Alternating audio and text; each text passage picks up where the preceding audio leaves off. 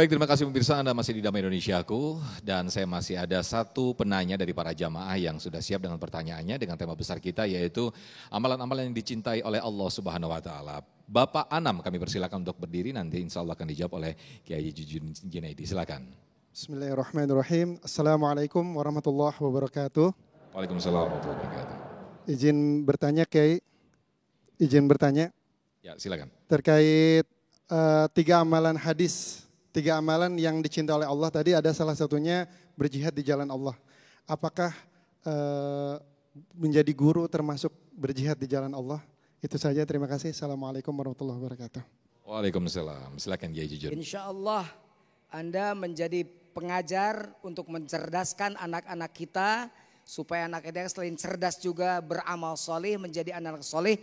Insya Allah itu adalah jihad fisabilillah. Oleh karenanya mudah-mudahan para guru-guru yang selama ini bertugas tanpa pamrih, tanpa tanda jasa, baik itu guru ngaji atau guru apapun, guru dalam pengertian adalah pendidik yang mendidik anak-anaknya menjadi orang anak yang cerdas, yang pintar, menguasai ilmu agama dan ilmu pengetahuan umum secara baik, maka saya doakan semoga mereka mendapat pahala jihad fisabilillah di hadapan Allah. Karena mempersiapkan generasi itu bukan persoalan gampang.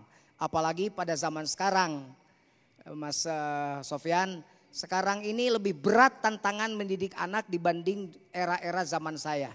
Zaman saya mainnya cuma gatrik, galah gitu kan.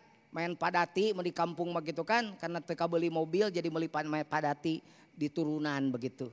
Kalau sekarang anak tidak jalan kemana-mana di kamar, tapi semua pengaruh dunia masuk. Betul nggak? Ada anak yang ditemukan tahu ibu yang ditemukan dia, yang kelihatan ibunya main handphone, anaknya main handphone. Ternyata pas lewat orang melihat itu anaknya sedang melihat film porno. Sampai ditegur itu ibunya, ibu kok tidak dilihat si anaknya sedang melihat film porno, naudzubillah. Ini berbahaya, makanya jadi pendidik sekarang itu lebih berat daripada jadi pendidik zaman dulu. Dulu kalau ngajar ngaji, ihdinas siratal mustaqim. Ceklokeun, ihdinas siratal ceklok mustaqim. Aslinya si kiainya rada sebel dijitak. Ustad galak, katanya begitu kan. Paling begitu aja gitu. Sekarang butuh kesabaran yang lebih ekstra lagi kalau sekarang. Karena apa? Karena Masya Allah ketika guru sekarang menjewer anaknya saja dilaporkan ke Komnas HAM.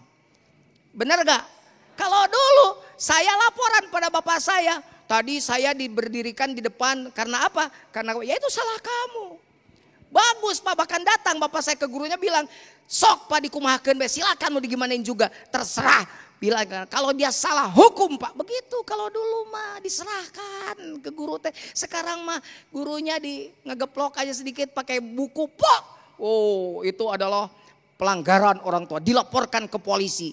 Padahal bagaimana etika orang tua pada guru berbahaya. Awas, ini penting nih saya sampaikan mumpung ada yang nanya.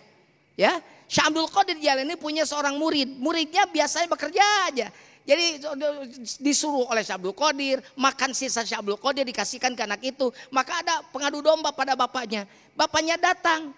Betul Tuan Syekh, anak saya itu seperti itu? Iya. Kalau begitu saya kata mau bawa pulang saja anak saya kalau suka disuruh-suruh sama Tuan Syekh. Karena saya mau ingin anak saya itu dididik, bukan disuruh-suruh. Ya silakan, dibawa pas di jalan karena bapaknya itu pintar juga. Ditanya masalah-masalah agama, ternyata terjawab oleh anaknya. Makanya dia balik lagi.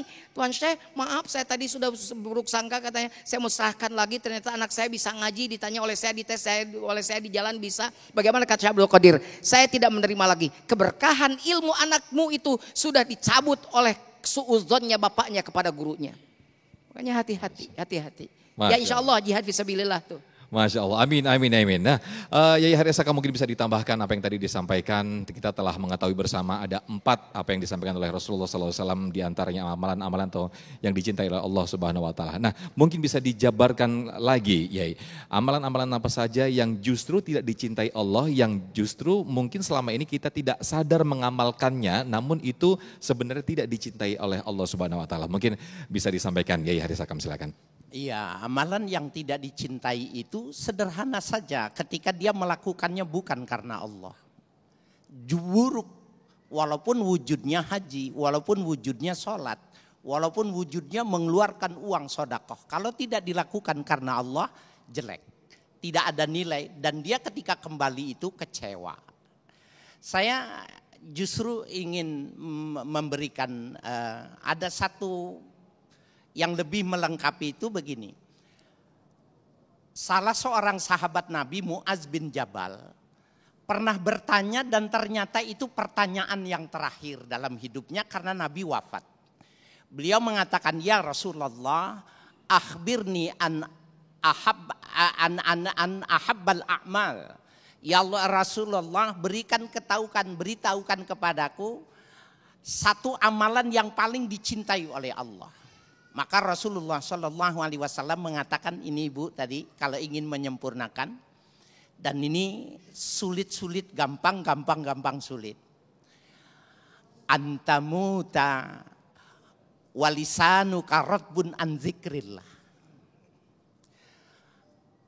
Kau kalau mati nanti, ketika kau mati lidahmu berzikir menyebut nama Tuhan. Nah, kalau begitu di samping yang diucapkan oleh Kiai Jujun itu, amalan 4 yang begitu sangat luar biasa yang bisa kita lakukan setiap saat itu zikir. Saya pernah ke Cibaregbek, ya, ada di situ air terjun. Ternyata orang dilatih menyebut nama Allah itu tapi dengan suara sekeras-kerasnya. Allah, Allah, Allah, berapa? 300. Nanti istirahat dipegang kepalanya, suruh 1000. Allah, keras. Dengan suara gemuruh air itu maka dia tidak mengganggu siapapun, tetangga pun. Terus 1000, 3000, 10.000. Terus kalau sudah panas suruh istirahat. Terus lagi.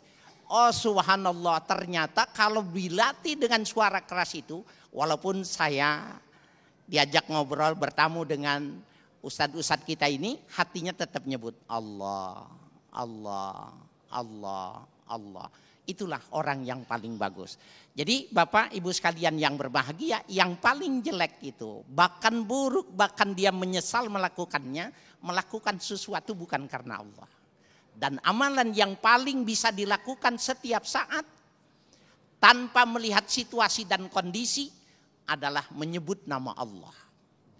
Dan itu sangat luar biasa. Masya Allah, luar biasa sekali apa yang dijelaskan oleh guru-guru kita tadi, Yai Haris Hakam dan juga Yai Haji Jujun Junaidi. Semoga kita mendapatkan keistiqomahan, bahkan mendapatkan update diri kita atau niat kita untuk selalu dikembalikan kepada Allah Subhanahu wa taala. Insyaallah nanti di akhir acara kita akan berdoa bersama yang akan dipimpin oleh Yai Haji Haris Hakam. Saya Muhammad Sofyan mengakhiri acara ini dan juga seluruh kru yang bertugas mohon pamit undur diri. Wassalamualaikum warahmatullahi wabarakatuh. Bismillahirrahmanirrahim. Alhamdulillahi rabbil alamin. Hamdan yuafi ni'amahu wa yukafi mazidah. Allahumma salli wa sallim ala nabina Muhammadin wa alihi wa sahbihi ajma'in. Allahumma nazim ahwalana wa hassin af'alana wa khallisna min alamil fakri wa dhul wa ashimna minal bala wal waba wa ta'un wa min syururil a'da wa syayatin. Allahumma yassir lana al-intizam fi jami' umuri diniyah wa dunyawiyah wa hasil muradana bil khair, hasil muradana bil khair, hasil muradana bil khair. Allahumma aslih baina qulubina bi rahmatika ya rahmana ya rahim. Wa sallallahu ala nabina Muhammadin wa alihi wa sahbihi ajmain. Walhamdulillahi rabbil alamin. Amin.